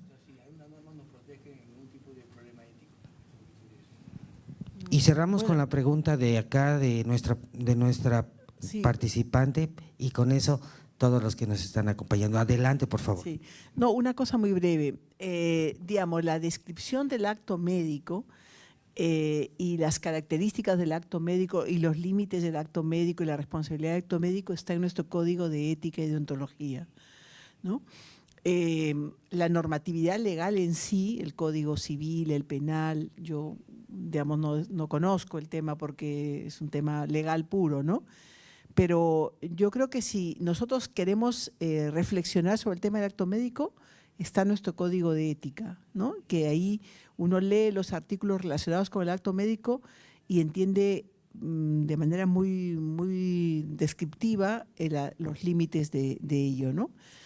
Quizá me estoy acordando de uno de ellos, y antes de pasarle al doctor Richard, que por ejemplo uno tiene que realizar su labor profesional en relación a las competencias que tiene. Entonces eso es bien importante porque, por ejemplo, en pacientes críticos, digamos, es cierto que la telemedicina es una herramienta, pero por ejemplo hay especialidades que no están capacitadas en resucitación cardiopulmonar, intubación, en fin, vasopresores, ¿no? O sea, entonces como que existe un límite que es la capacitación que tú recibiste para asumir un paciente crítico, ¿no? O un paciente grave, diríamos, ¿no es cierto? De acuerdo a tu especialidad, ¿no? Entonces, y el código de ética también menciona que uno debe hacer lo que sabe, lo que aprendió. Más allá de eso ya no es ético, ¿no? No sé si hay más. Bueno, revisando aquí los números, las leyes que regulan la protección de la salud, como la Ley General de Salud 26842 y la Ley del Trabajo Médico, así como también la Ley 31333, están dirigidas a proteger al médico tanto psicológicamente como físicamente en cuanto esté realizando su labor. Y en la primera Ley General de Salud, esto nos obliga a no dañar, a no perjudicar al paciente. Sin embargo, esta área de toma de decisiones éticas está muy ligada a lo que es la filosofía de la especialidad. Y esto lo marca, por ejemplo, aquí el colegio médico con la normativa ética que da como todas las escuelas legales, etcétera. Y dentro del el mismo colegio médico, las sociedades científicas o asociaciones manifiestan la filosofía de cada especialidad. Entonces, cuando de la filosofía en cuidados intensivos, pacientes críticos, emergencia, de recuperar al paciente. Y hablamos de la de medicina paliativa, que es no prolongar innecesariamente la vida. Cuando hacemos los equipos interdisciplinarios, el que se beneficia es el paciente porque son diferentes filosofías orientadas en un objetivo común que es el bien. Finalmente, cuando el médico obra en beneficencia, de mano de los valores éticos, los pilares éticos, y se demuestra que el acto médico que se tomó estaba ligado al bien del paciente, esa es la defensa que se suele tener al momento de la toma de decisiones.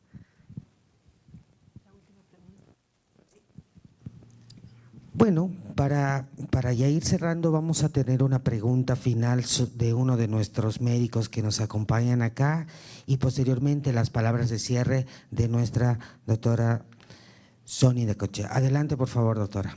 Buenas noches, doctores. Agradecer la discusión, ¿no?, que nos nutre. Pero en este caso tenemos al doctor Lainez como especialista de un área crítica de unidades de cuidados intensivos, la doctora de anestesio, que también anestesiología es como jefe de un área crítica como centro quirúrgico, y en la experiencia la doctora Virginia, la doctora Sonia. Y ahora mi consulta es sobre los médicos que nos encontramos en formación muchas veces, ¿no? Los médicos residentes para las especialidades que correspondan, incluso los internos en medicina. ¿Qué tanto participan ellos en estos dilemas, ¿no? Hablábamos de también esto de formarnos en dar una comunicación asertiva, ¿no? Eso, ¿qué tanto está incluido en la currícula? ¿O cómo incluyen discusiones éticas en las actividades académicas que tienen generalmente en la residencia? A veces los residentes estamos haciendo las recetas, corriendo los planes, ¿no? Pero ¿qué tanto acompañamos, por ejemplo, a dar una noticia, a discutir en el equipo interdisciplinario esas decisiones, ¿no? Esa es mi consulta, ¿no? Que, la importancia o cómo, como en nuestro rol de docentes, podemos incluir y fomentar eso en los médicos residentes, internos o en formación.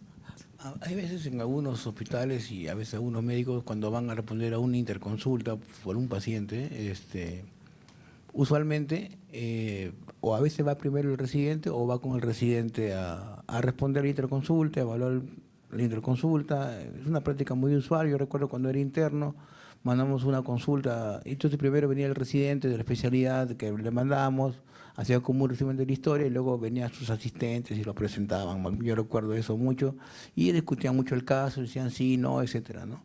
En este caso, cuando es en cuidados intensivos, cuando yo estaba de residente, por ejemplo, de una manera no muy colegiada en esa parte, pero sí, uno a veces acompañaba, venía el asistente, recuerdo, y decía, vamos, acompáñame a una interconsulta, entonces iba con él y uno… O sea, no es que me va a enseñar bioético, me va a enseñar a poner el catéter o a intubar, sino uno ve lo que está haciendo, ¿no? Y a veces cuando uno aprende de lo que uno ve, y entonces uno ve la interacción con el paciente, la interacción con la familia, y eso es lo que uno se va llevando a veces, ¿no? Y cuando ya vamos regresando, se va haciendo lo que ahora se llama el debriefing, ¿no? O sea, pero en el fondo es el comentario de lo que sucede con este paciente, ¿no? Y por qué no lo va a llevar, y qué te pareció lo que hemos conversado con la familia. Siempre hay una conversación sobre el tema, ¿no? Entonces ahí uno va aprendiendo también ahí. Entonces es bueno que a veces el residente también sea proactivo y que hay una interconsulta, le dice, doctor, hay una interconsulta, voy con usted, ¿no? Algo así. Es importante también la proactividad del paciente. Yo creo que si hay una interconsulta para la doctora Indacochea, hay un residente que le dice, doctora, voy con usted, la doctora no va a decirle que no, vamos, le va a decir, ¿no? Y es así, más bien le va a haber interés al residente en querer aprender. Eso también es importante, ¿no? Lo que sí no he visto, por ejemplo, es que se hagan, por ejemplo, por decir, en la especialidad tal, no hablar del tema netamente técnico de la especialidad, sino hablar de las consideraciones éticas en esa especialidad. No lo he visto mucho que se desarrollen este tipo de cosas, ¿no? Sí, yo creo que se debería desarrollar, ¿no? Por ejemplo, hacer una conferencia todo un día de éticas en cuidados intensivos, ética en neonatología. Entonces, esas cosas sí deberíamos desarrollar más, creo yo. Hacerlo, como dije en la exposición, desarrollar no solamente de la parte intuitiva, la parte bioética, sino desde el punto de vista formativo. Entonces, sí necesitamos esa parte. En esa parte sí estoy de acuerdo con usted. Yo creo que no se ha desarrollado la bioética en cada especialidad, ¿no? En cardiología, en neurología, o sea, de repente sí lo hay, pero yo no lo he visto, ¿no? No podría decir que tampoco que no lo hay en todas, pero sí, es que existen, o sea, cada médico lo va a hacer, ¿no? O sea, porque obviamente el médico de por sí yo considero que es una persona buena, ¿no? Y por lo tanto va a actuar siempre por el bien de su paciente.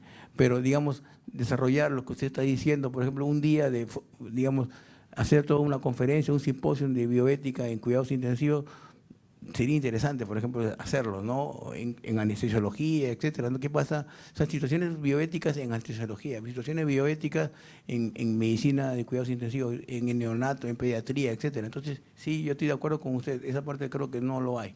No lo hay, por lo menos no conozco, ¿no? Que de repente desde el punto de vista de acá del Colegio Médico, quién sabe se pueda desarrollar, ¿no?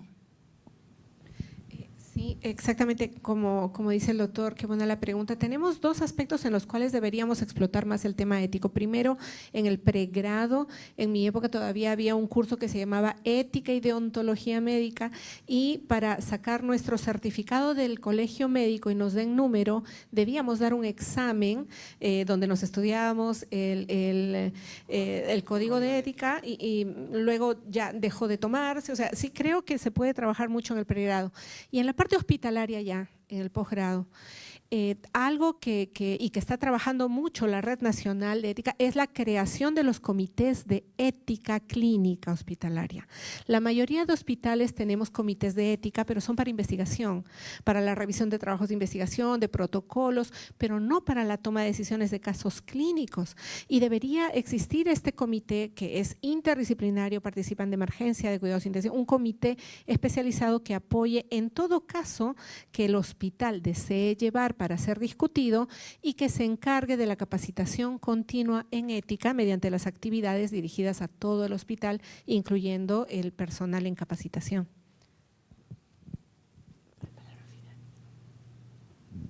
Muchas gracias.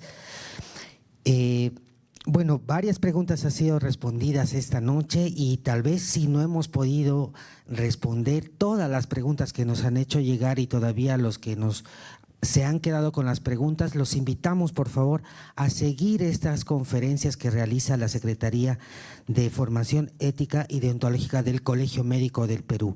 Y por favor agradecer a nuestros panelistas, un aplauso nuevamente para el doctor Richard Lainez, por favor. A la doctora Gloria Elizabeth, un fuerte aplauso. Y a la doctora Sonia Indacochea muchas gracias, y a todos ustedes que nos están acompañando esta noche y a nuestras redes sociales. Bueno, para cerrar este evento, vamos a terminar con broche de oro con unas palabras de clausura de la doctora Sonia Indacochea, quien es titular de la Secretaría de Desarrollo de Formación Ética y Deontológica del Colegio Médico del Perú. Bueno, Voy a ser breve, pero agradecer la atención de las personas que están aquí, jóvenes, mayores, todos los entusiastas en ética, bioética y deontología, y también a los que nos siguen por Zoom, ¿no? Recojo el último comentario de la doctora Díaz de los comités de ética asistencial, porque eso es uno de los objetivos de esta secretaría, y se ha visto que hay mucho interés en los temas de ética en muchas personas, y entonces estamos tras empujar, desarrollar, impulsar estos comités de ética asistencial a nivel de todo el país, ¿no? Necesitamos manos, o sea que si alguien se anima a colaborar en esto, estamos abiertos a recibirlos porque se necesita manos para coordinar la creación de estos comités, ¿no?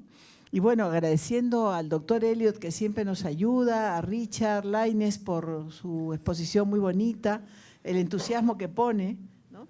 La doctora Díaz que siempre colabora con nosotros también y nos da este horizonte de cuidados paliativos, ¿no? Que es un horizonte muy humano, ¿no? Que también hay que tener en cuenta, ¿no? Pues nada, muchas gracias y les invitamos a tomar algún cafecito, ¿no? Gracias.